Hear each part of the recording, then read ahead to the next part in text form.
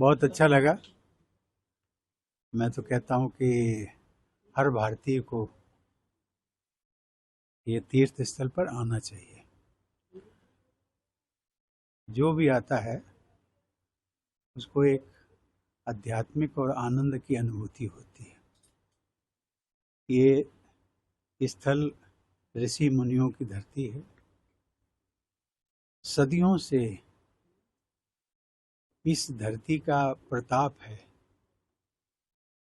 संभवतः कि जिस गंगा माँ की मैंने बात की थी, ये नदी सदियों से बह रही है, लोक कल्याण के लिए, परोपकार के लिए, सबको सब कुछ देती है।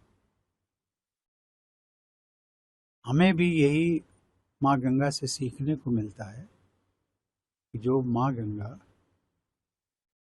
अपने पूरे कार्यकाल में गंगोत्री से निकल करके गंगा सागर में समाहित होने तक सब कुछ देती ही रहती है, देती ही रहती है, देती ही रहती है।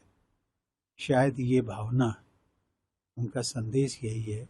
हम सब भी समाज के लिए, पर्यावरण की सुरक्षा के लिए, देश की रक्षा के लिए और राष्ट्र के विकास के लिए हम सब लोग सतत लगे रहें।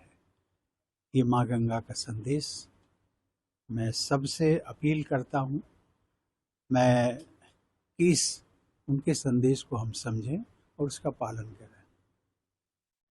मैं कल हर की पैड़ी पर माँ गंगा का दर्शन किया, उनकी आरती में सहभागिता की, बहुत अच्छा लगा। शायद ये एक जो आनंद की अनुभूति होती है, विलक्षण है। उसको जो अनुभव करता है उसको आप शब्दों में बयान नहीं कर सकते। और ये इस देश का सौभाग्य है कि हमारे ही देश में माँ गंगा का अवतरण हुआ और माँ गंगा बहती हुई अविरल धारा एक ऐसा संदेश, अध्यात्म का संदेश, मानवता का संदेश हमको देती रहती है। आइए हम सब लोग मिल करके, हम सब देशवासी इस स्थान पर भी आए। परमार्थ निकेतन का जो लोकेशन है वो एक ऐसे स्थल पर है।